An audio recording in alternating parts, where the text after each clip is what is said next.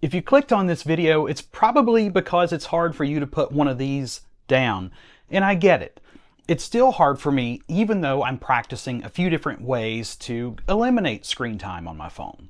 Because I find that the more time that I spend on my phone, the less time I spend having a good time.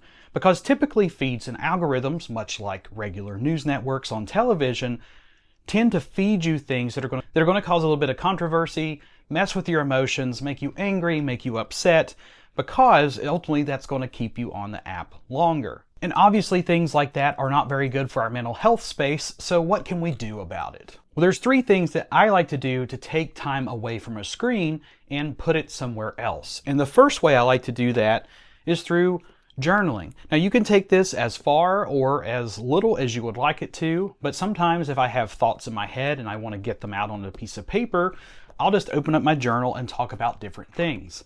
I do life planning, I do annual reflections, I talk about how my day is going, I plan out things, I write down my ideas, my hobbies, I put book notes in my journals. So there's a lot of different ways that you can go about journaling. But the thing about journaling is it's probably not going to take you a lot of time. Most of the time when I sit down to make a journal entry, it's going to be anywhere from 5 minutes to maybe a half an hour. But other than that, that's it. And sometimes maybe that's all the time that's needed to actually overcome that urge to pick up your phone. Because ultimately at the end of the day, what we're trying to do is train our brain, instead of reaching for our phone every time that we're bored or we want to check something or we feel uncomfortable or we just feel like we're missing out on something, we're just trying to train our brain to grab something else instead, in this case, a journal. And the second thing that I like to do to reduce my screen time, and I don't actually have one beside of me, is to grab a book. I like personally reading physical books for multiple reasons. One, I like to actually have something to hold on to. It just feels a lot better. And a lot of the books that I read are books that I'm studying and trying to learn things. So I'll actually write in my books and highlight things so that I can go back and remember them later, or pick up my notebook, because I carry a little pocket notebook where I write book notes in, so I can actually transpose the notes over. Reading is a great way to reduce screen time because it takes more time. So what I like to do is set time aside to read a book. Typically that's at night before bed, where I used to just sit there and scroll.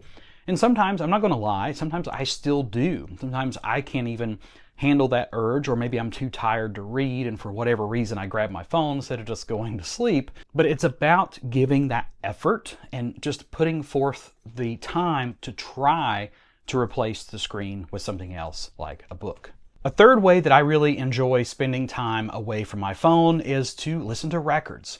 I finally bought a nice record player. I've got a nice set of speakers now. So I have a ton of records, as does my wife.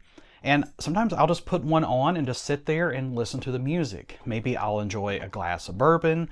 Maybe I'll not have one. Maybe I'll journal while I'm listening, or maybe I'm working. And really there's a reoccurring theme here that you need to add more analog back into your life. You know, being a millennial, I was the person that was growing up during that transition between more of the analog lifestyle of having physical things in our life, and then moving more over into the technological side of things. Like, I remember a time in my life where I didn't even have a cell phone. I don't even think I got my first one till like my junior year of high school. I do remember a time that we didn't have them, and I remember how great those times actually were. I would physically have to go visit my friends and hang out with them in real life. We didn't have as many of these virtual worlds to connect with one another, to the point that we felt so isolated and even had to have discussions of why we need to reduce screen time and do more physical activities. Now, this was just 3 simple examples of things that are easy because you can just reach for these things. Typically, you can have a lot of this stuff beside of you. I carry a book with me almost everywhere I go. Even though I don't have one at my desk right now, it's in the next room over, so it's not that far away.